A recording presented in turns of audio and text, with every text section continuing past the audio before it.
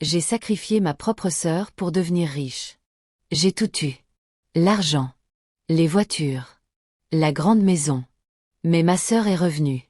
Pas pour pardonner. Pour tout reprendre. Chaque nuit, elle était là. Dans les miroirs. Dans mes rêves. Dans les murs de ma propre maison. Ce qui m'est arrivé ensuite, personne ne pourrait l'imaginer. Restez jusqu'à la fin, cette histoire va vous glacer le sang. Avant de commencer, dites-moi dans les commentaires de quel pays vous me regardez. Si vous êtes nouveau ici, abonnez-vous à la chaîne, activez la cloche de notification pour ne rien manquer, et mettez un pouce bleu sur cette vidéo. Ça m'encourage énormément à vous raconter des histoires encore plus fortes. Maintenant, installez-vous bien. Cette histoire commence maintenant. Mon nom est Adjoa.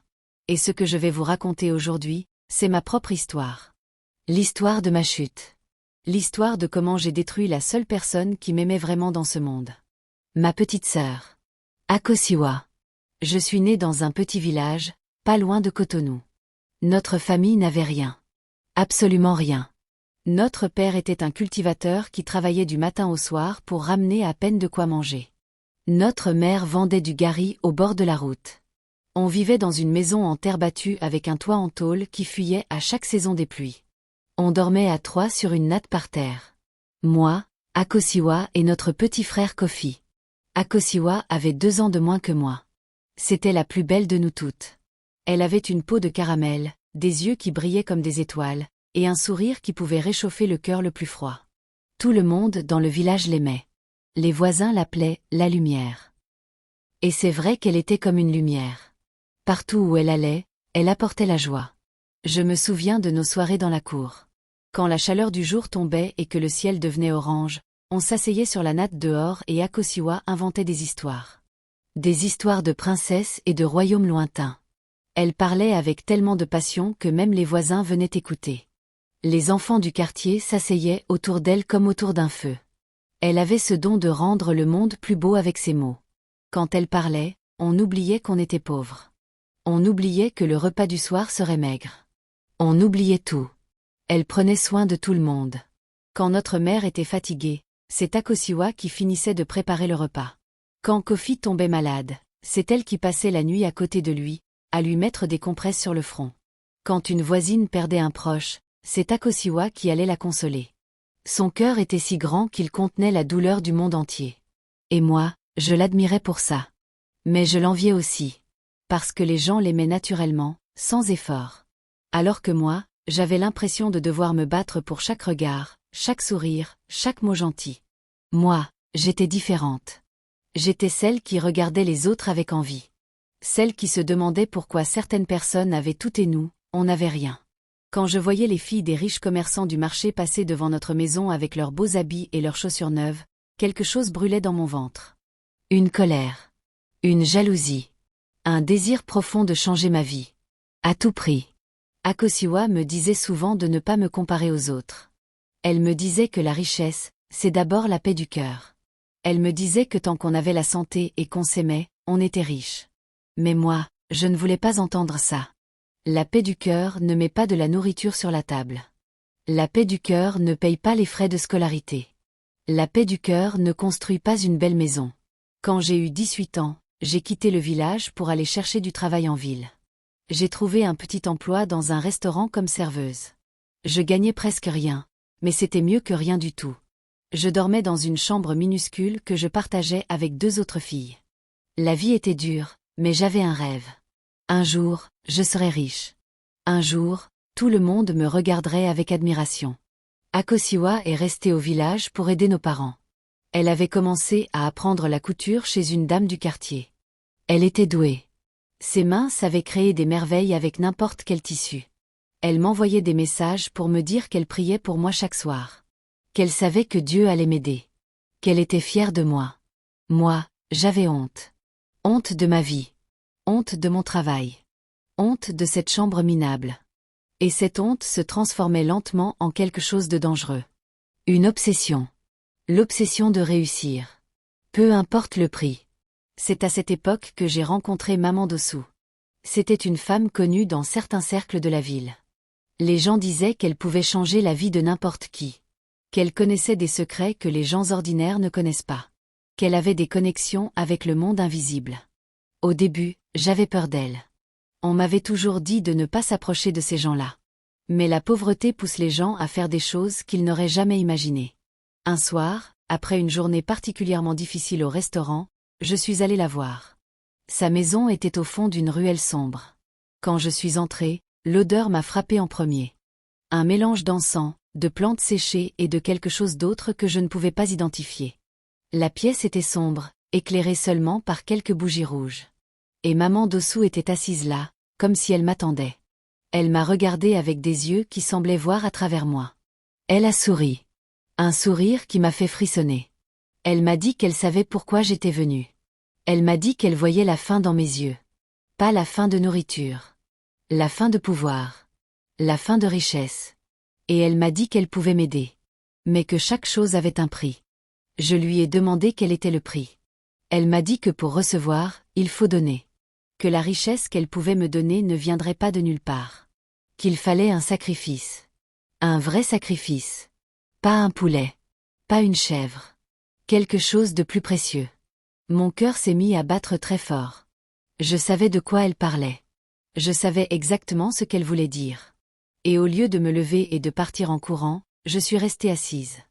Je suis restée et j'ai écouté. Elle m'a dit que le sacrifice devait être quelqu'un de proche. Quelqu'un dont le sang coule comme le mien. Quelqu'un que j'aime. Parce que c'est la force de ce lien qui donne le pouvoir au sacrifice. Plus le lien est fort, plus la richesse sera grande. J'ai pensé immédiatement à Akosiwa. Et cette pensée m'a fait vomir à l'intérieur. Comment pouvais-je penser à ma propre sœur comme ça? Ma petite sœur qui m'envoyait des messages d'amour chaque semaine? Ma sœur qui priait pour moi? Comment? Je suis partie ce soir-là en courant. J'ai pleuré toute la nuit. J'ai juré que je n'y retournerais jamais. Que j'étais folle d'avoir même écouté cette femme. Que Dieu me pardonnerait d'avoir eu ces pensées horribles. Mais les jours ont passé. Et la vie ne s'améliorait pas. Au contraire. J'ai perdu mon emploi au restaurant parce que le patron m'accusait de voler de la nourriture. Ce n'était même pas vrai. Je me suis retrouvée dans la rue, sans argent, sans travail, sans espoir. J'ai dormi dehors pendant 3 nuits. Et pendant ces 3 nuits, la voix de maman Dossou résonnait dans ma tête. Comme un tambour qui ne s'arrête jamais. La 4e nuit, j'y suis retournée. La rue était encore plus sombre que dans mon souvenir. Les lampadaires ne fonctionnaient pas dans ce quartier. Seule la lumière de la lune éclairait mon chemin. Mes pieds me portaient d'eux-mêmes, comme si mon corps connaissait le chemin par cœur. Comme si cette route avait été gravée dans ma chair depuis la nuit des temps. Quand je suis entrée dans sa maison, elle a souri exactement comme la première fois. Comme si elle savait que j'allais revenir. Comme si tout était déjà écrit. Comme si mon histoire était un livre dont elle avait déjà lu la dernière page. Elle ne m'a pas jugée. Elle ne m'a pas posé de questions. Elle m'a simplement fait asseoir et m'a servi un thé chaud. Le thé avait un goût étrange. Amer et sucré en même temps. Un goût que je ne connaissais pas. Un goût qui me remplissait d'un calme artificiel, comme si mes peurs et mes doutes s'endormaient un par un. Puis elle m'a dit ce que je devais faire. Le rituel était précis. Je devais inviter Akosiwa à venir me voir en ville. Je devais l'emmener à un endroit précis, une nuit de pleine lune. Et là, maman Dossou s'occuperait du reste. Akosiwa ne souffrirait pas, elle m'a dit. Elle partirait dans son sommeil. Comme un rêve dont on ne se réveille pas. Je ne sais pas comment j'ai trouvé la force de faire ce que j'ai fait ensuite. Je ne sais pas quelle partie de moi s'est éteinte ce jour-là pour me permettre de continuer. Mais je l'ai fait. J'ai appelé Akosiwa. Je lui ai dit que j'avais trouvé un bon travail en ville et que je voulais qu'elle vienne me voir. Qu'on allait fêter ça ensemble. Que j'avais même un cadeau pour elle. Elle était tellement contente. Je pouvais entendre la joie dans sa voix. Elle m'a dit qu'elle était fière de moi. Qu'elle savait que Dieu allait répondre à ses prières. Chaque mot qu'elle disait était comme un couteau dans mon cœur. Mais je n'ai pas reculé. Akosiwa est arrivée 3 jours plus tard. Quand je l'ai vue descendre du car, avec son petit sac et son grand sourire, j'ai failli tout annuler. Elle m'a serré dans ses bras si fort que j'ai senti son cœur battre contre le mien. Elle sentait le beurre de karité et la terre rouge du village. L'odeur de notre enfance. L'odeur de l'innocence. On a passé 2 jours ensemble. On a ri. On a mangé. On a parlé de nos rêves. Elle m'a montré des photos des habits qu'elle avait cousus. Des créations magnifiques. Des robes avec des motifs qu'elle avait inventés elle-même. Des jupes longues aux couleurs de la terre. Des chemises pour hommes avec des broderies fines comme de la dentelle. Elle avait un talent extraordinaire. Ses doigts transformaient de simples morceaux de tissu en œuvres d'art. Elle rêvait d'ouvrir son propre atelier un jour. Un grand atelier avec des machines à coudre professionnelles et des mannequins dans la vitrine. Elle avait même trouvé un nom pour sa marque. Elle l'appellerait « Les filles du soleil ». Elle disait que toutes les femmes méritent de se sentir belles et que ses créations seraient accessibles à tout le monde, pas seulement aux riches. Quand elle parlait de son rêve, ses yeux brillaient d'une lumière qui venait de l'intérieur. Une lumière pure, sincère, pleine d'espoir. Le deuxième soir, on s'est assise sur le balcon de la petite chambre que je louais. On regardait les lumières de la ville. Akosiwa m'a pris la main et m'a dit qu'elle était fière de moi. Qu'elle savait que la vie en ville n'était pas facile mais que j'étais forte. Elle m'a dit qu'un jour, on réussirait toutes les deux. Qu'on construirait une belle maison pour nos parents. Qu'on offrirait une bonne éducation à Kofi. Que ensemble, on changerait l'histoire de notre famille. Elle a serré ma main plus fort et m'a dit qu'elle m'aimait. 3 mots. Je t'aime. 3 mots simples que j'entends encore aujourd'hui dans ma tête chaque nuit. 3 mots qui me hantent plus que tous les fantômes du monde. Parce que c'était la dernière fois qu'elle les prononçait. Et moi, je savais que cet avenir n'arriverait jamais. La nuit de la pleine lune est arrivée. J'ai dit à Akosiwa qu'une amie nous invitait à une petite fête dans un quartier un peu éloigné. Elle a accepté sans hésiter. Elle me faisait confiance. Totalement. Absolument. Et c'est cette confiance que j'ai utilisée pour la tuer. Nous avons marché dans des rues de plus en plus sombres. Akosiwa a commencé à s'inquiéter. Elle m'a demandé où on allait. Je lui ai dit de ne pas s'inquiéter. Que tout allait bien. Ma voix tremblait mais elle ne l'a pas remarqué. Ou peut-être qu'elle l'a remarqué mais qu'elle m'aimait trop pour douter de moi. Quand on est arrivé devant la maison de Maman Dosu, Akosiwa s'est arrêtée. Elle a senti quelque chose. Je le voyais dans ses yeux. Une peur instinctive. Comme un animal qui sent le danger. Elle m'a regardée et m'a dit qu'elle ne se sentait pas bien. Qu'elle voulait rentrer. Je l'ai prise par la main. Je l'ai tirée doucement. Je lui ai dit que tout allait bien. Que c'était juste la maison de mon ami. Que dans 5 minutes, on serait en train de danser et de manger. Elle m'a fait confiance une dernière fois. Ce qui s'est passé à l'intérieur, je ne peux pas tout raconter. Pas parce que je ne me souviens pas. Non. Je me souviens de chaque seconde. De chaque détail. De chaque cri. Parce que oui, elle a crié. Maman Dosu avait menti. Akosiwa n'est pas partie dans son sommeil. Elle a ouvert les yeux. Elle m'a vue. Elle m'a vue debout dans le coin de cette pièce sombre pendant que des mains la maintenaient au sol. Et dans ses yeux, j'ai vu quelque chose que je ne pourrai jamais oublier. Pas de la colère. Pas de la haine. De l'incompréhension. De la trahison pure. Ses yeux me demandaient pourquoi. Pourquoi toi, ma sœur? Pourquoi toi, la personne que j'aime le plus au monde? Et puis, ses yeux se sont fermés. Pour toujours. Je suis sortie de cette maison en tremblant de tout mon corps. Le monde autour de moi n'existait plus. Je marchais comme une morte vivante dans les rues vides. Les chiens aboyaient sur mon passage comme s'ils savaient ce que j'avais fait. Même les animaux me jugeaient. Maman Dosu m'a dit que les résultats viendraient dans 7 jours. Et elle avait raison. Exactement 7 jours après, tout a changé.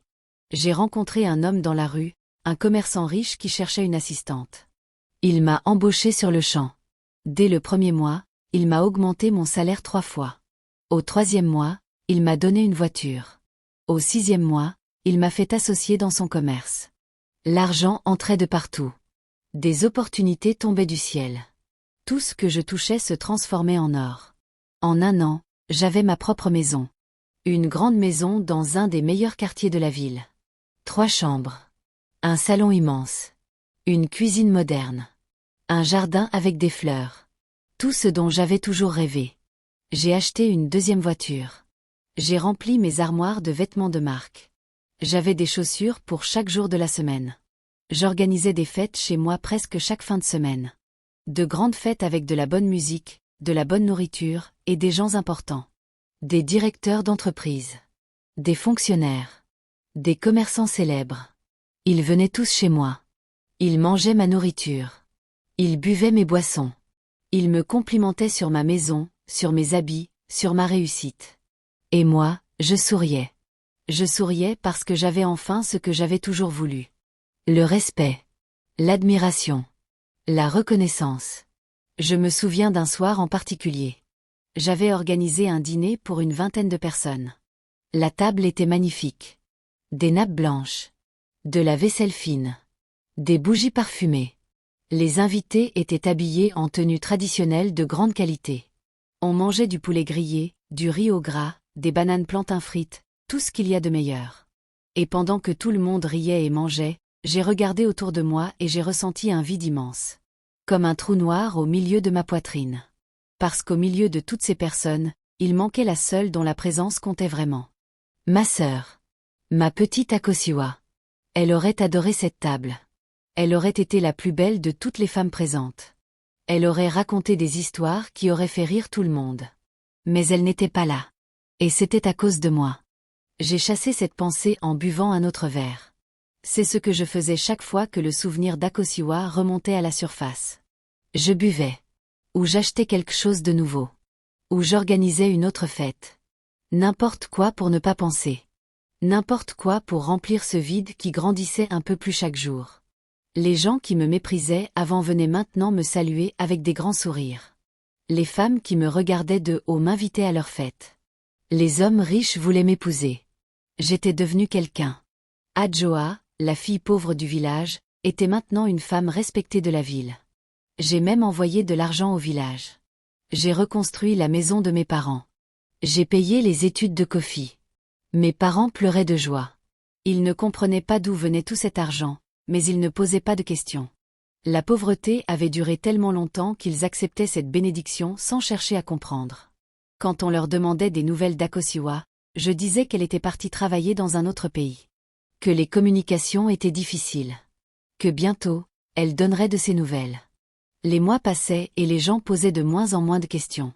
La vie continuait. Et moi, j'essayais d'oublier. J'ai rencontré un homme. Kojo. Un bel homme, grand, avec un sourire charmant et des manières élégantes. Il travaillait dans une banque. Il venait d'une bonne famille. Son père était un ancien directeur d'école et sa mère tenait un commerce prospère au grand marché. Tout le monde disait qu'on faisait un beau couple. Ses parents m'ont accueilli comme leur propre fille. Sa mère m'appelait déjà « ma fille » avant même le mariage. Elle ne savait pas que sa future belle-fille avait du sang sur les mains. On s'est mariés 8 mois après notre rencontre. Un grand mariage. Plus de 300 invités. Une robe blanche importée avec de la dentelle fine et des perles cousues à la main. Un gâteau à 5 étages décoré de fleurs en sucre. De la musique, de la danse, de la fête pendant 3 jours. Les gens du quartier parlaient encore de ce mariage des mois après. Ils disaient que c'était le plus beau mariage qu'ils avaient jamais vu. Mes parents étaient là. Ma mère pleurait de joie. Elle portait un beau boubou que je lui avais acheté pour l'occasion. Mon père se tenait droit, fier, avec un costume neuf. Kofi portait une cravate pour la première fois de sa vie. Ils étaient heureux. Leur fille Adjoa avait réussi. Elle épousait un homme bien. Elle avait une belle vie. Si seulement il savait à quel prix. Il y avait un moment pendant la fête où j'ai cherché Akosiwa du regard. C'était un réflexe. Pendant une seconde, j'avais oublié. Pendant une seconde, j'étais redevenue la grande sœur qui cherche sa petite sœur dans la foule pour partager un moment de bonheur. Puis la réalité m'a frappée comme un poing dans l'estomac. Et j'ai bu un autre verre de champagne pour noyer cette vague de douleur. Pendant la cérémonie, quand le pasteur nous a demandé de joindre nos mains et de prier, j'ai fermé les yeux. Et pendant une seconde, juste une seconde, j'ai vu le visage d'Akosiwa. Ses yeux grands ouverts dans cette pièce sombre. Son regard qui me demandait pourquoi. J'ai ouvert les yeux immédiatement et j'ai souri. Un sourire pour cacher la terreur qui venait de me traverser. La vie avec Kojo était belle. On avait tout. L'amour. L'argent. Le confort. 1 an après notre mariage, je suis tombée enceinte. Un garçon. On l'a appelé Émile. C'était le plus beau bébé que j'avais jamais vu. Quand je le tenais dans mes bras, je me disais que peut-être, tout ce que j'avais fait en valait la peine. Que cette nouvelle vie effaçait l'ancienne. Que le bonheur d'aujourd'hui compensait l'horreur d'hier. Mais le monde invisible n'oublie jamais. Et les morts ne dorment pas pour toujours. Ça a commencé exactement 3 ans après la mort d'Akosiwa. 3 ans jour pour jour. La première nuit, j'ai entendu un bruit dans la maison. Comme des pas. Des pas légers, pieds nus sur le carrelage. Je me suis levée doucement pour ne pas réveiller Kojo. J'ai vérifié la chambre d'Émile. Il dormait comme un ange. J'ai vérifié toutes les pièces de la maison. Personne. J'ai pensé que c'était mon imagination et je suis retournée me coucher. La deuxième nuit, les pas sont revenus. Mais cette fois, ils étaient plus proches. Plus clairs. Et au milieu de ces pas, j'ai entendu quelque chose d'autre. Un fredonnement. Une chanson. Une berceuse que notre mère nous chantait quand on était petite. La même mélodie. Les mêmes notes. Mon sang s'est glacé dans mes veines. Je suis restée immobile dans mon lit, les yeux grands ouverts, incapable de bouger. Le fredonnement a duré toute la nuit. La troisième nuit, je me suis réveillée parce que je sentais quelque chose. Comme si quelqu'un me regardait. J'ai ouvert les yeux lentement. Et là, au pied de mon lit, il y avait une silhouette. Une femme debout, immobile. Dans l'obscurité, je ne voyais pas son visage. Mais je connaissais cette silhouette. Je connaissais la forme de ce corps. Je connaissais la façon dont ses cheveux tombaient sur ses épaules. J'ai voulu crier, mais aucun son n'est sorti de ma bouche. J'ai voulu bouger, mais mon corps refusait de m'obéir. J'étais prisonnière de ma propre terreur. Et la silhouette est restée là, debout, jusqu'au lever du soleil. Quand les premiers rayons ont touché la fenêtre, elle a disparu. Comme de la fumée. Le matin, j'ai essayé de me convaincre que c'était un cauchemar. Que j'avais trop mangé avant de dormir. Que le stress me jouait des tours. Mais au fond de moi, je savais. Je savais que c'était elle. Akosiwa était revenue. Les jours suivants, les manifestations se sont multipliées. Les miroirs de la maison ont commencé à montrer des choses étranges. Un soir, en me lavant les mains dans la salle de bain, j'ai levé les yeux vers le miroir et j'ai vu 2 reflets. Le mien et celui d'Akosiwa derrière moi. Elle portait la même robe qu'elle avait la nuit de sa mort. Une robe jaune avec des fleurs. Ses yeux me fixaient avec cette même expression de trahison. J'ai crié si fort que Kojo est venu en courant. Quand il est arrivé, il n'y avait plus rien dans le miroir. Il m'a demandé ce qui se passait. Je lui ai dit que j'avais vu une araignée. Il m'a regardé bizarrement mais n'a rien dit. Après ce soir-là, j'ai fait enlever tous les miroirs de la maison. Kojo trouvait ça étrange. Nos amis trouvaient ça bizarre. Ma belle-mère est venue un jour et m'a demandé pourquoi il n'y avait aucun miroir chez nous. J'ai inventé une histoire ridicule sur les énergies négatives, quelque chose que j'avais soi-disant lu dans un magazine. J'ai dit que les miroirs captaient les mauvaises énergies. Elle m'a regardée comme si j'étais folle. Et peut-être que je commençais déjà à le devenir. Mais enlever les miroirs ne servait à rien. Akosiwa trouvait d'autres surfaces pour m'apparaître. L'écran noir de la télévision quand elle était éteinte. La vitre de la voiture quand je conduisais la nuit. La surface de l'eau quand je faisais la vaisselle. L'écran de mon téléphone quand il s'éteignait. Elle était partout. Dans chaque reflet. Dans chaque surface lisse. Dans chaque ombre. Je ne pouvais plus supporter de voir mon propre reflet, parce que chaque fois que je me regardais, elle était là. Derrière moi. À côté de moi. Parfois même à ma place, comme si c'était elle qui vivait et moi qui étais morte.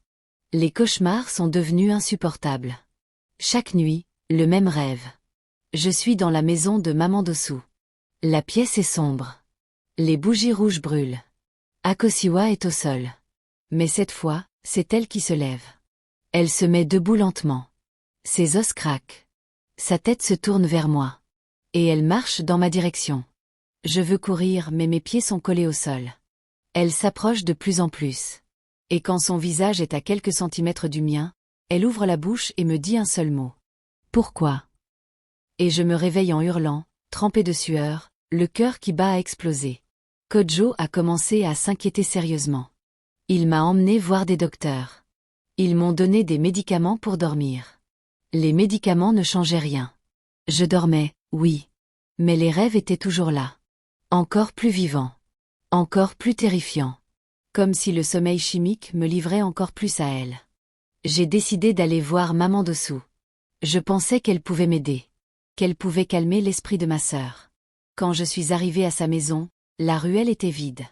La porte était ouverte mais la maison était abandonnée. Les bougies avaient fondu depuis longtemps. Les plantes étaient sèches et mortes. Sur le sol, il y avait des traces de cendres et rien d'autre. Maman Dossou avait disparu. Comme si elle n'avait jamais existé. J'ai demandé aux voisins. Personne ne savait où elle était. Certains disaient qu'elle était partie dans un autre pays. D'autres disaient qu'elle était morte. Un vieil homme m'a regardé avec pitié et m'a dit que les gens comme maman Dossou disparaissent toujours quand leurs victimes commencent à chercher des réponses. Parce qu'elles ne sont que des intermédiaires. Une fois le pacte scellé, elles n'ont plus aucun pouvoir. Je suis rentrée chez moi ce soir-là avec un sentiment de terreur absolue. J'étais seule face à ce que j'avais fait. Personne ne pouvait m'aider. Personne ne pouvait me protéger. Et Akosiwa n'allait pas s'arrêter. Les semaines qui ont suivi ont été les pires de ma vie. Les manifestations ne se limitaient plus à la nuit. Elles se produisaient en plein jour. Au marché, j'entendais sa voix m'appeler dans la foule. Je me retournais et je voyais son visage sur une inconnue. Puis l'inconnue changeait de visage et redevenait une étrangère.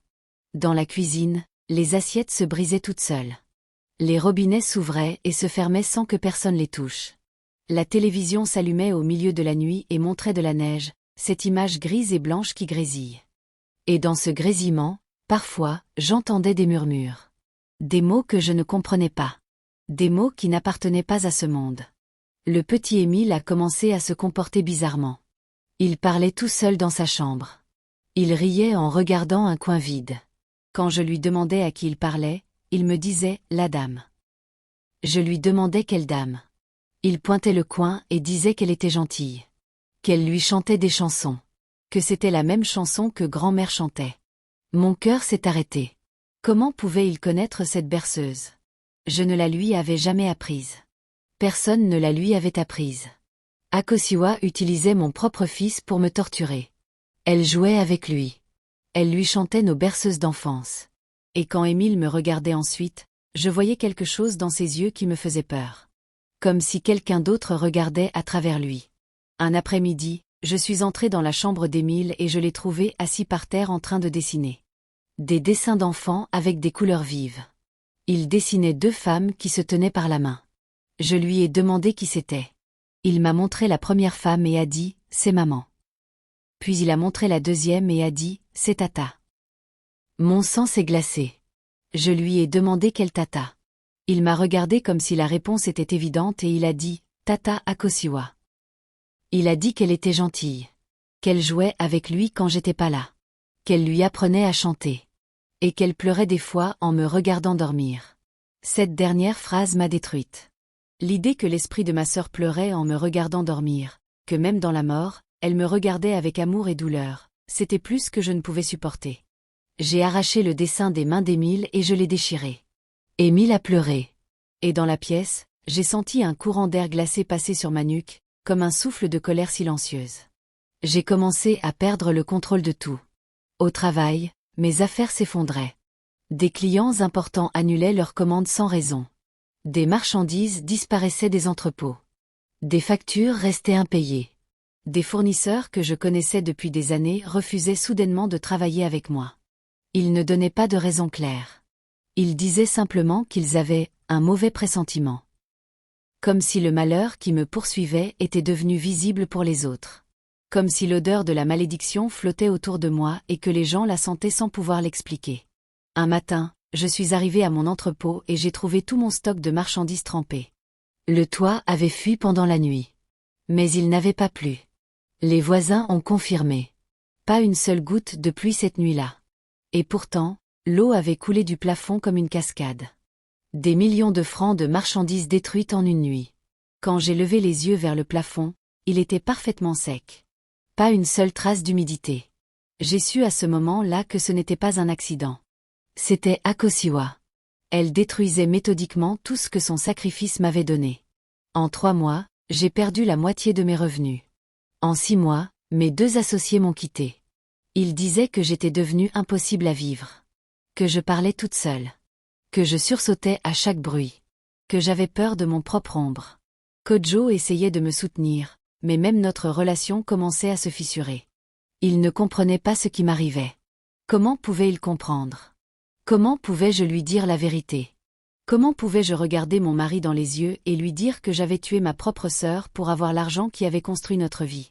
Chaque fois que j'ouvrais la bouche pour parler, les mots restaient coincés dans ma gorge. La honte et la peur me réduisaient au silence. Une nuit, je me suis réveillée et Kodjo n'était pas à côté de moi dans le lit. J'ai eu peur. J'ai couru dans le couloir. La porte de la chambre d'Émile était ouverte. Kodjo était là, debout, immobile. Il regardait le mur de la chambre de notre fils. Et sur ce mur, il y avait quelque chose d'écrit. Des lettres tracées dans une substance sombre que je ne voulais pas identifier. 4 mots. Tu sais ce que tu as fait. Kodjo s'est retourné vers moi. Son visage était blanc. Il m'a demandé ce que ça voulait dire. Il m'a demandé qui avait écrit ça. Et dans ses yeux, pour la première fois, j'ai vu du doute. De la méfiance. De la peur. Pas la peur d'un fantôme. La peur de moi. Sa propre femme. J'ai nettoyé le mur avant le lever du soleil. J'ai dit à Kodjo que c'était probablement quelqu'un qui était entré dans la maison. Un cambrioleur. Un fou. N'importe quoi sauf la vérité. Il a fait semblant de me croire, mais quelque chose s'est cassé entre nous cette nuit-là. Un pont invisible s'est effondré et on ne pouvait plus le reconstruire. Les mois suivants, ma descente aux enfers s'est accélérée. Mon commerce a fait faillite. Je devais de l'argent à tout le monde. Les banques me harcelaient. Les créanciers frappaient à ma porte tous les jours. J'ai dû vendre la 2e voiture. Puis la première. Puis les bijoux. Puis les vêtements de marque. Pièce par pièce, ma vie se démontait comme un château de cartes dans le vent. Akosiwa ne me laissait aucun répit. Elle apparaissait maintenant en plein jour, pas seulement comme des visions fugaces, mais comme une présence constante. Je la voyais assise sur le canapé quand j'entrais dans le salon. Debout dans la cuisine quand je venais préparer le repas. Assise sur la balançoire du jardin, ses pieds se balançant doucement dans le vide. Et chaque fois, elle portait cette même robe jaune à fleurs. Cette robe tachée de son propre sang. Je ne dormais plus. Les cernes sous mes yeux étaient si profondes qu'on aurait dit des bleus. J'avais maigri de 20 kilos. Mes cheveux tombaient par poignées. Ma peau était devenue terne et sèche. La belle Adjoa n'existait plus. À sa place, il y avait une femme brisée, hantée, rongée par la culpabilité et la terreur. Kodjo m'a annoncé un soir qu'il allait partir. On était assis dans le salon. La pièce qui autrefois était remplie de rires et de musique était maintenant silencieuse. Les rideaux étaient tirés en permanence parce que je ne supportais plus la lumière du jour. Des assiettes sales traînaient sur la table depuis des jours. L'odeur de renfermé imprégnait chaque meuble. Cette maison qui avait été mon palais était devenue ma tombe. Kodjo m'a regardé avec des yeux rouges de fatigue et de tristesse. Il m'a dit qu'il ne pouvait plus vivre comme ça. Qu'il avait peur dans sa propre maison. Que des choses étranges se passaient et qu'il ne pouvait pas protéger son fils dans cet environnement. Il m'a raconté des choses que je ne savais pas. Que certaines nuits, il se réveillait et trouvait la porte du réfrigérateur grande ouverte. Que les jouets d'Émile bougeaient tout seuls dans le couloir. Qu'une fois, il avait trouvé toutes les photos de famille retournées face contre le mur. Et que sur une des photos, mon visage avait été gratté. Effacé. Comme si quelqu'un avait utilisé ses ongles pour me faire disparaître de l'image. Il m'a dit qu'il m'aimait encore mais qu'il ne me reconnaissait plus. Que la femme qu'il avait épousée n'existait plus. Que cette femme brillante, ambitieuse, souriante, avait été remplacée par quelqu'un qu'il ne connaissait pas. Quelqu'un de sombre. De silencieux. De terrifié. Il m'a dit que si je ne lui expliquais pas ce qui se passait vraiment, il ne pouvait pas m'aider. Il m'a supplié de lui dire la vérité. Et moi, même à ce moment-là, même en voyant l'homme que j'aimais me supplier avec des larmes dans les yeux, je n'ai pas pu parler. Le secret était trop lourd. Trop horrible. Trop impardonnable. Comment dire à l'homme qui partage votre lit que vous avez tué votre propre sœur? Comment prononcer ces mots et espérer que quelqu'un vous regarde encore avec amour? Je l'ai supplié de rester. Je me suis mise à genoux. J'ai pleuré. J'ai hurlé. Mais il a pris Émile dans ses bras et il est parti. Mon fils me regardait par-dessus l'épaule de son père. Il ne pleurait pas. Il me regardait simplement avec ses yeux qui semblaient comprendre des choses qu'un enfant de son âge ne devrait pas comprendre. Et juste avant qu'il disparaisse au coin de la rue, Émile a levé la main et a fait un petit signe. Pas à moi. À quelque chose derrière moi. J'ai senti un souffle glacé sur ma nuque. Je ne me suis pas retournée. Je savais qui était là. Seule dans cette grande maison vide, j'ai touché le fond. Les pièces qui résonnaient autrefois de rire et de musique étaient maintenant silencieuses comme des tombes. Le silence n'était brisé que par les pas d'Akosiwa. Ces pas qui ne s'arrêtaient jamais. Elle marchait d'une pièce à l'autre, toute la nuit, tous les jours. Comme une gardienne qui surveille sa prisonnière. J'ai essayé de fuir. J'ai pris le peu d'argent qui me restait et j'ai loué une chambre dans un autre quartier. La première nuit, j'ai dormi en paix. La deuxième nuit aussi. La troisième nuit, je me suis réveillée et elle était assise au bord de mon lit. Elle me caressait les cheveux comme notre mère le faisait quand on était petite. Ce geste tendre qui aurait dû me réconforter m'a rempli d'une horreur sans nom. Parce que ses mains étaient glacées. Glacées comme la mort elle-même. J'ai fui cette chambre. J'ai pris un car pour retourner au village. Je pensais que là-bas, entourée de ma famille, d'Akosiwa me laisserait tranquille. Quand je suis arrivée, mes parents ne m'ont presque pas reconnue. Ma mère a pleuré en me voyant. Mon père a détourné le regard. J'étais un fantôme de moi-même. Mais le village n'était pas un refuge. Dès la première nuit, les manifestations ont repris. Et cette fois, elles étaient plus violentes. Les portes claquaient. Les fenêtres tremblaient. Les animaux de la cour hurlaient et tiraient sur leurs attaches comme s'ils voyaient quelque chose de terrifiant. Le coq du voisin a chanté au milieu de la nuit, chose qui ne se fait jamais. Les vieilles personnes du village disaient que quand un coq chante dans la nuit, c'est que les morts marchent parmi les vivants. Ma mère a fait venir un pasteur pour prier dans la maison. Le pasteur était un homme connu dans la région pour sa force spirituelle. Les gens disaient qu'il avait délivré des dizaines de personnes possédées. Qu'il avait chassé des esprits de maisons hantées. Qu'il n'avait peur de rien parce que sa foi était inébranlable. Quand il est arrivé, il a d'abord fait le tour de la maison en priant à voix basse. Il a versé de l'huile d'onction sur chaque porte, chaque fenêtre. Puis il s'est assis dans la pièce principale avec sa Bible ouverte et a commencé à prier. Sa voix était forte et assurée au début. Il citait des versets avec autorité. Il ordonnait à tout esprit malin de quitter les lieux au nom du ciel. Au bout de quelques minutes, quelque chose a changé. L'air dans la pièce est devenu lourd. Épais. Comme si on respirait de l'eau. Les bougies que le pasteur avait allumées se sont mises à trembler, alors qu'il n'y avait aucun courant d'air. Sa voix s'est mise à trembler aussi. Il suait abondamment. Des gouttes de sueur coulaient sur son visage et tombaient sur les pages de sa Bible. Ses mains tremblaient tellement qu'il avait du mal à tenir le livre. Et soudain, il s'est arrêté. Au milieu d'un verset, il s'est tu.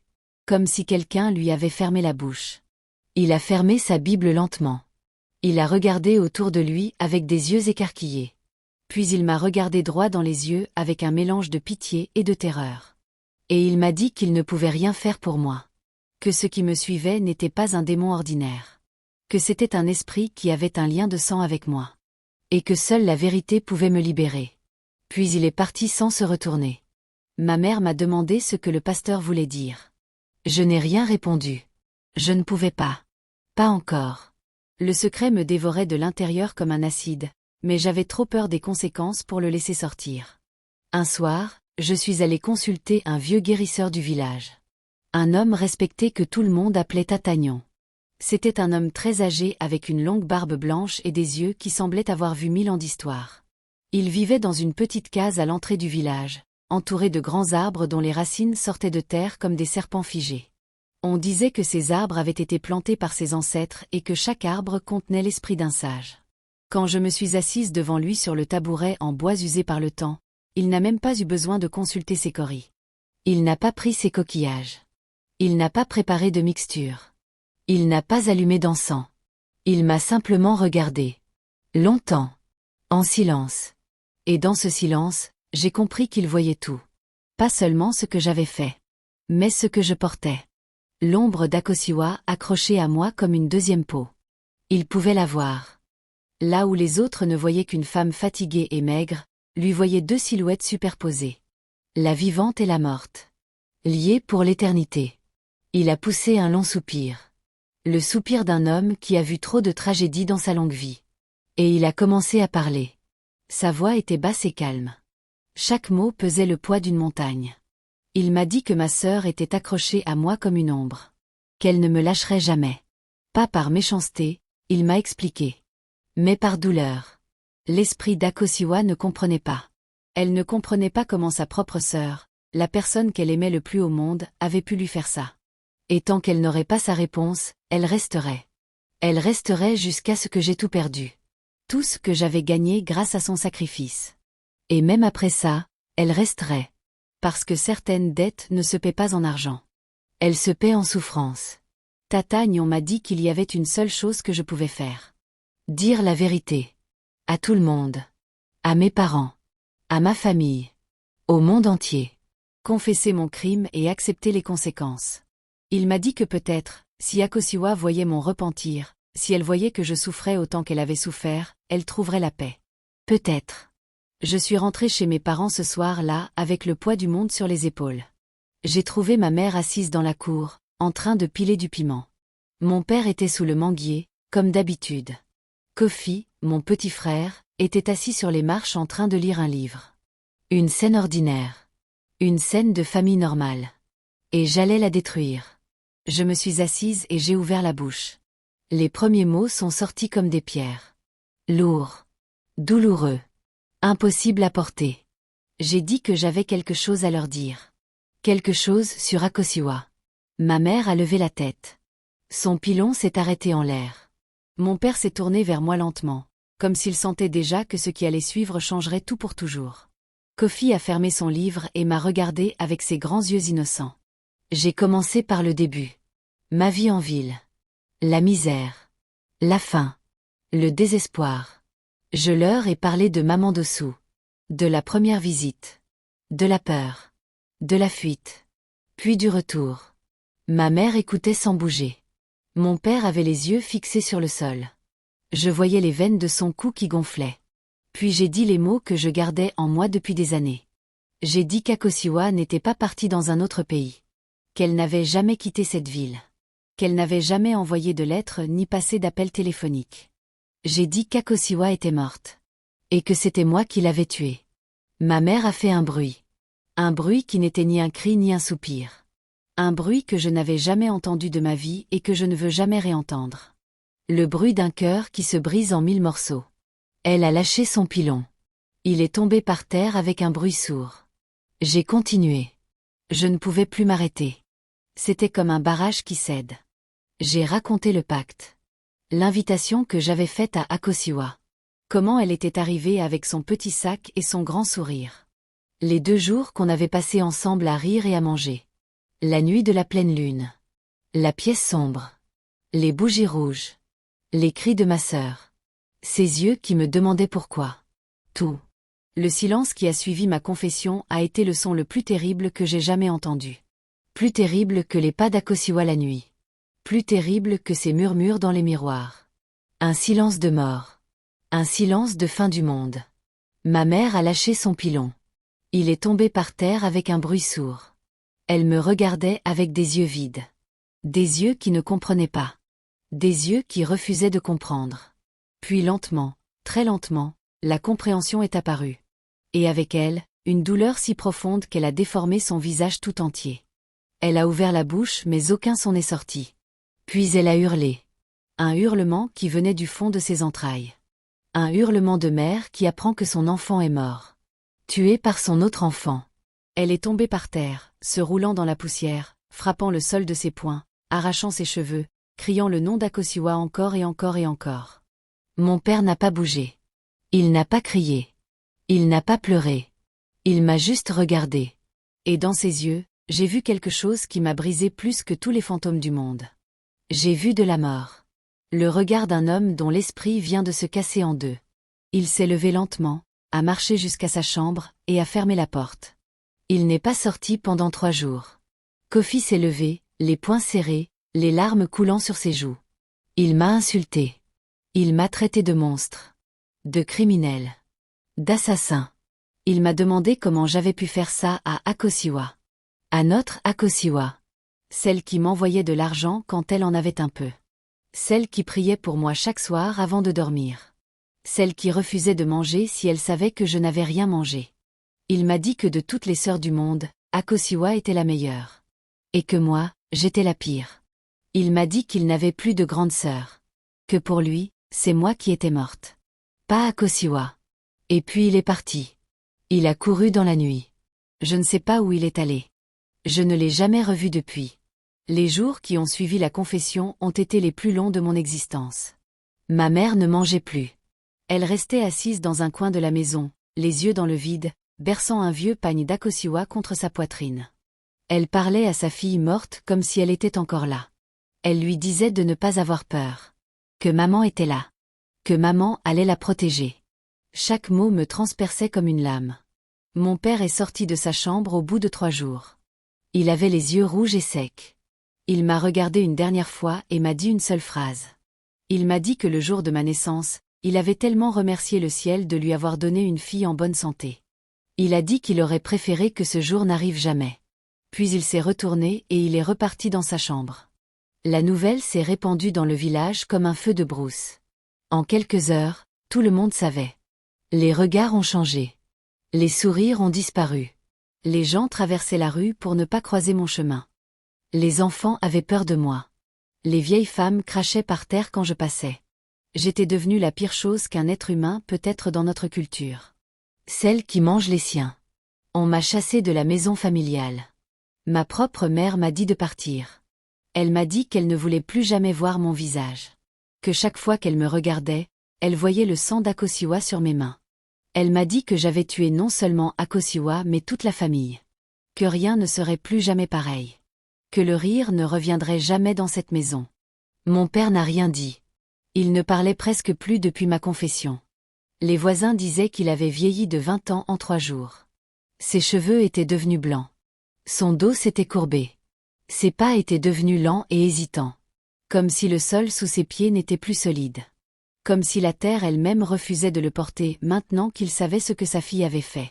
Avant de partir, j'ai fait une dernière chose. Je suis allée sur la tombe improvisée que ma mère avait créée pour Akosiwa dans la cour.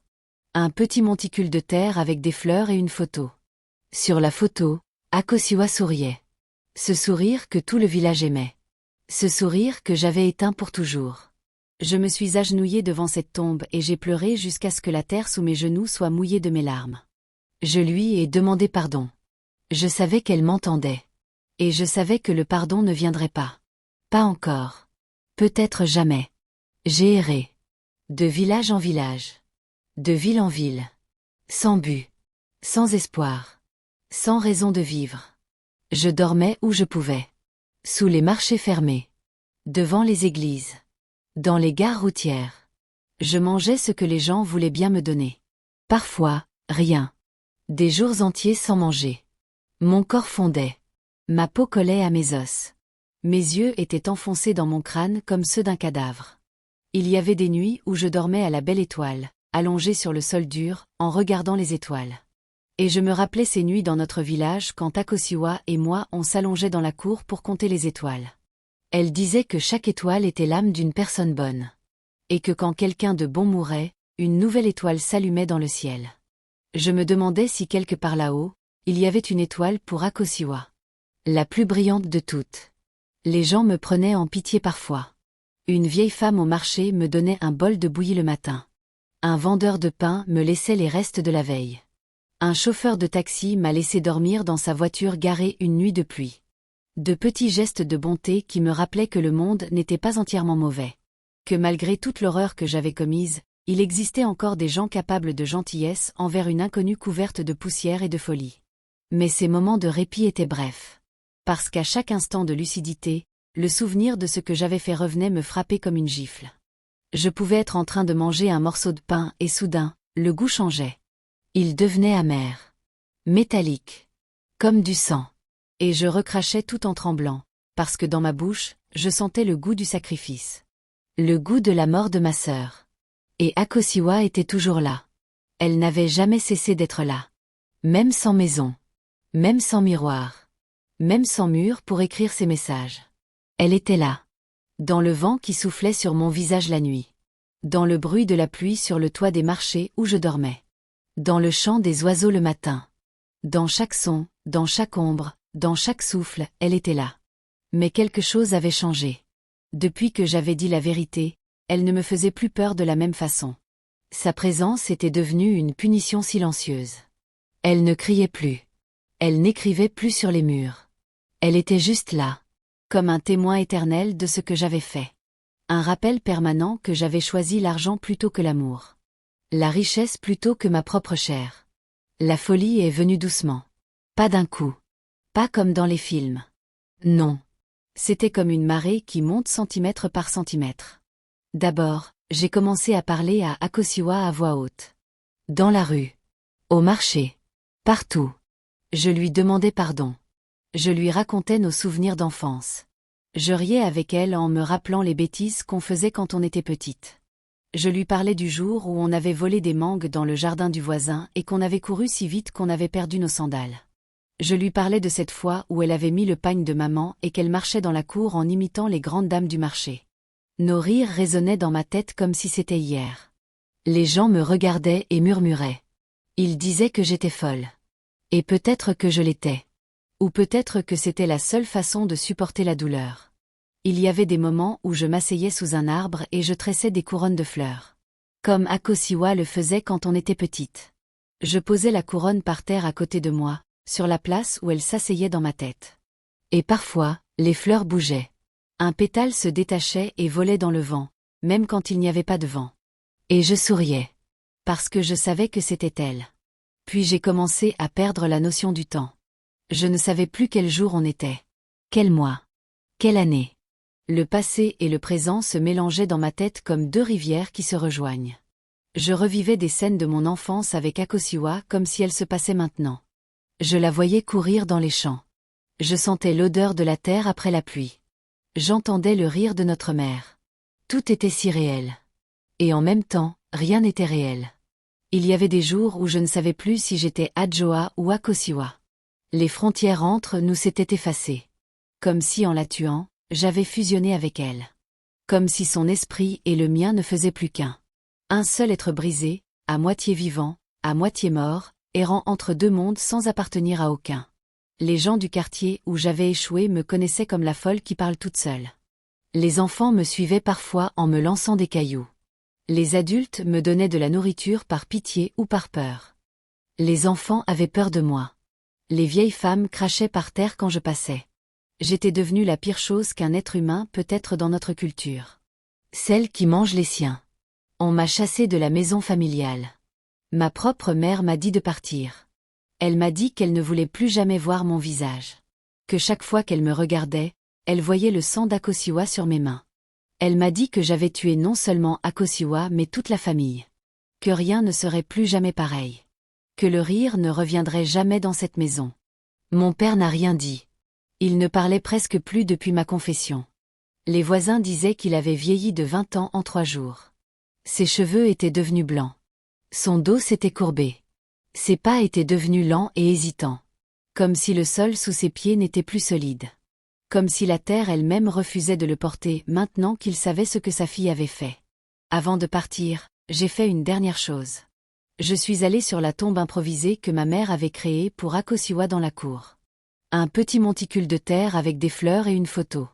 Sur la photo, Akoshiwa souriait. Ce sourire que tout le village aimait. Ce sourire que j'avais éteint pour toujours. Je me suis agenouillée devant cette tombe et j'ai pleuré jusqu'à ce que la terre sous mes genoux soit mouillée de mes larmes. Je lui ai demandé pardon. Je savais qu'elle m'entendait. Et je savais que le pardon ne viendrait pas. Pas encore. Peut-être jamais. J'ai erré. De village en village. De ville en ville. Sans but.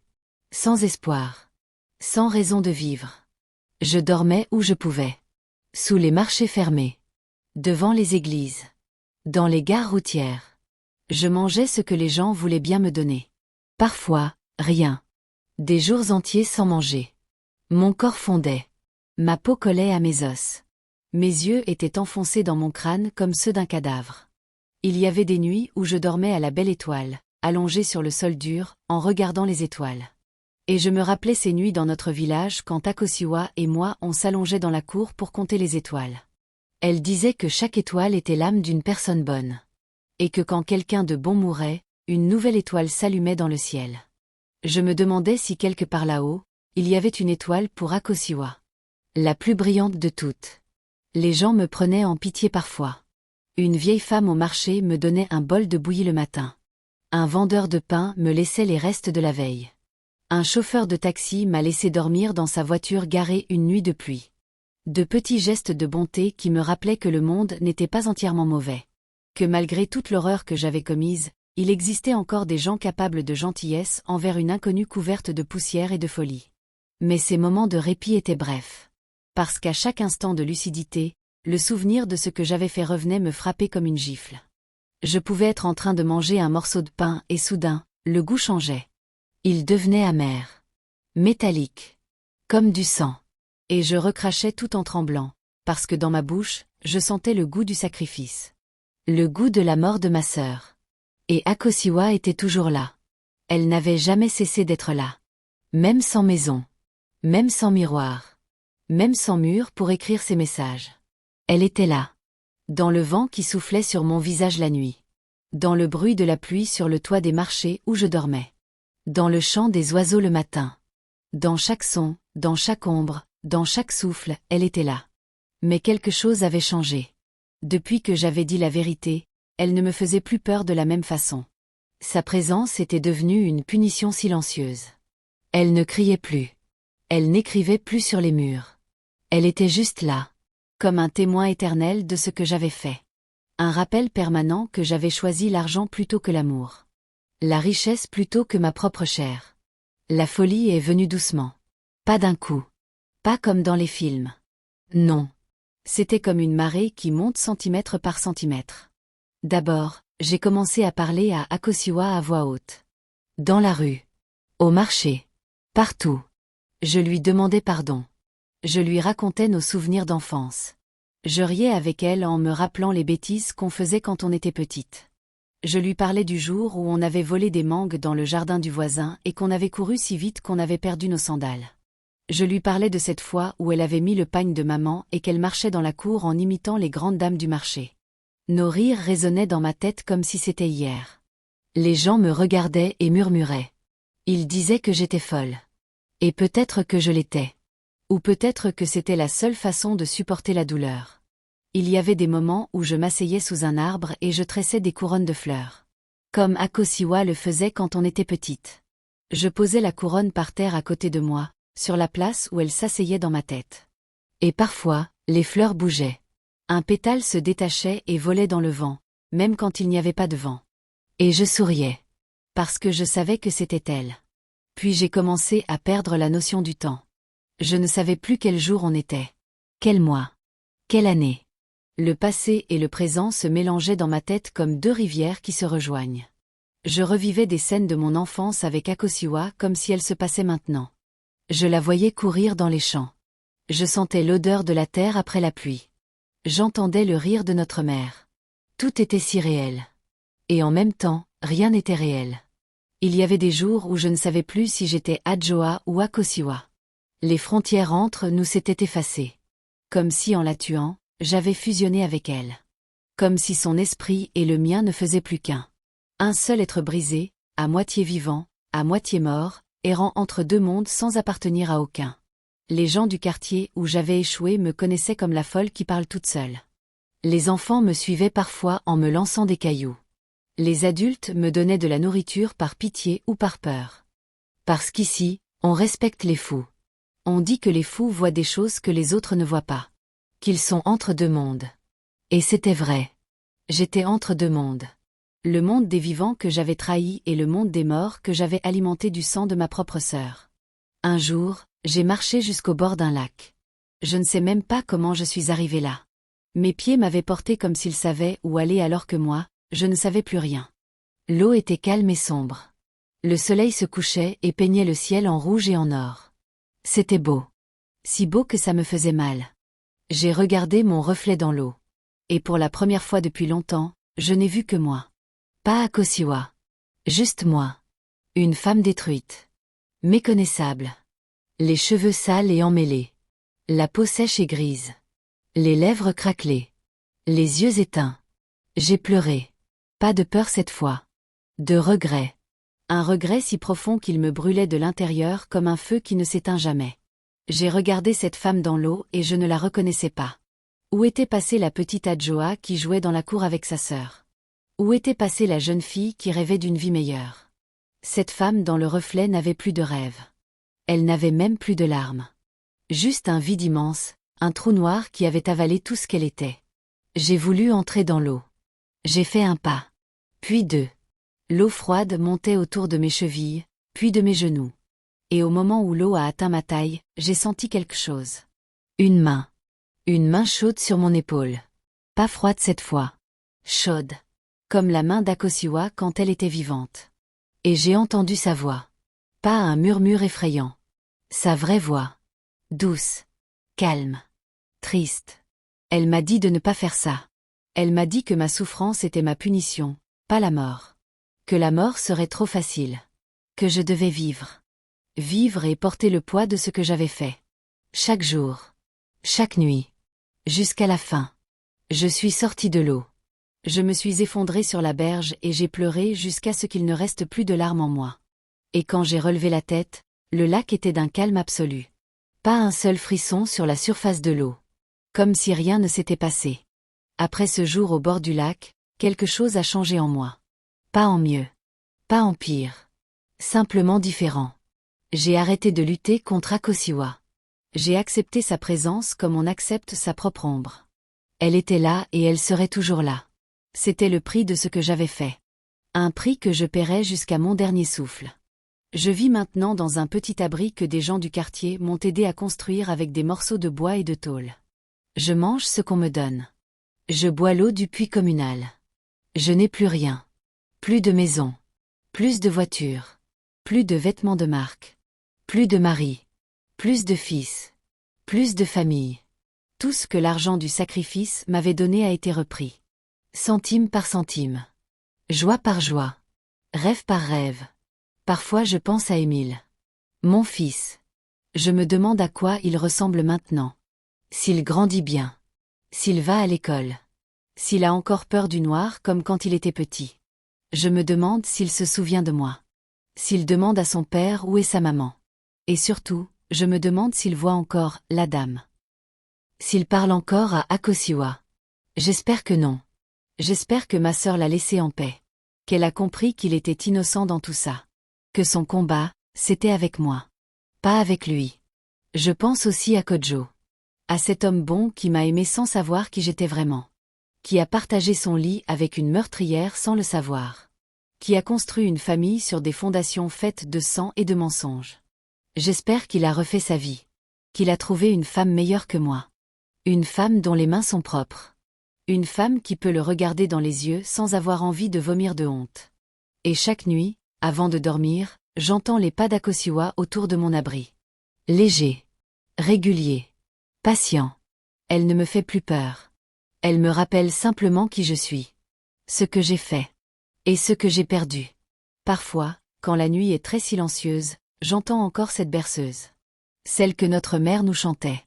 Et je ferme les yeux et je redeviens cette petite fille sur la natte, à côté de sa sœur. Cette petite fille qui ne connaissait pas encore l'avidité. Qui ne connaissait pas encore la trahison. Qui aimait sa sœur de tout son cœur. Si seulement je pouvais revenir en arrière. Si seulement je pouvais effacer cette nuit de pleine lune.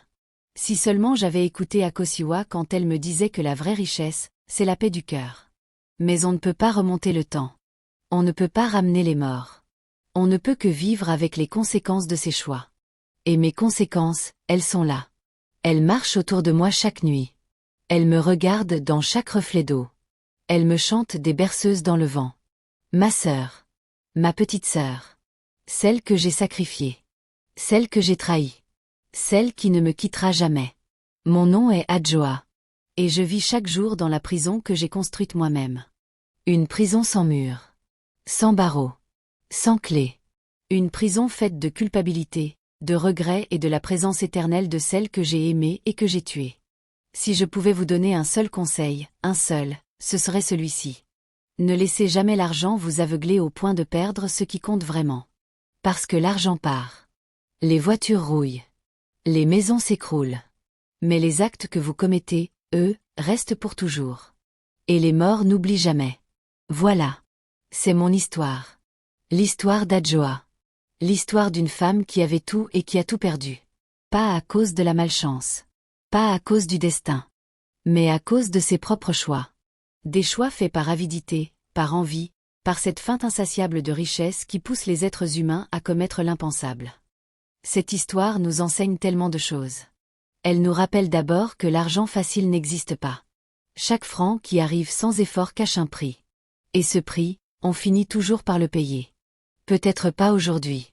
Peut-être pas demain. Mais un jour, la facture arrive. Et quand elle arrive, elle prend tout. Regardez autour de vous. Combien de personnes connaissez-vous qui ont voulu prendre des raccourcis pour devenir riches? Combien d'entre elles sont réellement heureuses aujourd'hui? La vraie richesse se construit avec la sueur, la patience et l'honnêteté. Tout le reste n'est qu'une illusion qui finit toujours par s'écrouler. Elle nous rappelle aussi que la famille, c'est sacré. Votre frère, votre sœur, votre mère, votre père, ce sont les seules personnes qui vous aimeront sans condition dans ce monde. Ce sont eux qui prient pour vous quand tout le monde vous oublie. Ce sont eux qui pleurent pour vous quand tout le monde s'en fiche. Ce sont eux qui gardent une place pour vous à table même quand vous êtes loin. Sacrifier un membre de sa famille pour de l'argent, c'est sacrifier la partie la plus précieuse de soi-même. C'est se couper le cœur avec ses propres mains. Et un cœur qui a été coupé ne guérit jamais complètement. Cette histoire nous montre aussi que la culpabilité est la pire des prisons. Adjoa a vécu dans des belles maisons et conduit des belles voitures, mais elle n'a jamais été libre. Pas un seul jour. Parce que la liberté, ce n'est pas avoir de l'argent. C'est avoir la conscience tranquille. C'est pouvoir fermer les yeux la nuit sans voir le visage de quelqu'un que vous avez trahi. C'est pouvoir regarder votre reflet dans le miroir sans détourner les yeux. C'est pouvoir entendre votre nom sans avoir peur que quelqu'un connaisse votre secret. Et Adjoa n'a jamais eu ça. Même au sommet de sa richesse, elle était déjà une prisonnière. Les murs de sa prison étaient invisibles, mais ils étaient plus solides que n'importe quel béton. Et enfin, cette histoire nous dit que les choix qu'on fait définissent qui on est. Pas notre argent. Pas nos possessions. Pas notre statut social. Nos choix. Adjoa a choisi la richesse plutôt que l'amour. Elle a choisi le matériel plutôt que l'humain. Et ce choix l'a détruite. Pas parce que les esprits sont vengeurs. Pas parce que le monde invisible est cruel. Mais parce que quand on trahit ce qu'il y a de plus beau en nous, notre capacité à aimer, il ne reste plus rien. On devient une coquille vide. Un corps sans âme. Un vivant qui est déjà mort. Moi, en vous racontant cette histoire, j'ai ressenti tellement d'émotions.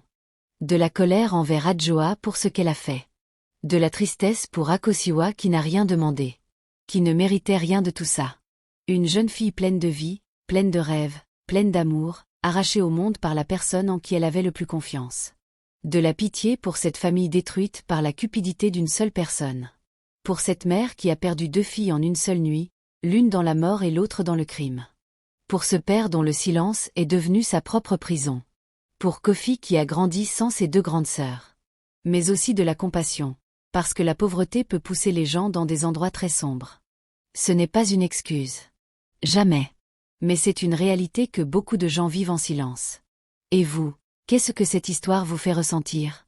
Est-ce que vous avez pitié d'Adjoa ou est-ce que vous pensez qu'elle mérite tout ce qui lui est arrivé? Est-ce que vous pensez qu'Akosiwa a eu raison de la hanter ou est-ce qu'elle aurait dû lui pardonner? Dites-moi ce que vous en pensez dans les commentaires. Je lis tous vos commentaires et vos avis comptent énormément pour moi. Et si vous, vous avez une histoire incroyable qui mérite d'être racontée, une histoire vraie ou une histoire que vous avez entendue, une histoire qui vous a marqué, qui vous a fait pleurer ou réfléchir, dites-le moi dans les commentaires. Racontez-la moi et peut-être que votre histoire sera la prochaine que je raconterai sur cette chaîne. N'oubliez pas de vous abonner si ce n'est pas encore fait. Mettez un pouce bleu. Partagez cette vidéo avec quelqu'un qui a besoin de l'entendre. Et on se retrouve très bientôt pour une nouvelle histoire. Prenez soin de vous et surtout, prenez soin de ceux que vous aimez. Parce qu'une fois qu'ils sont partis, aucun argent au monde ne pourra les ramener.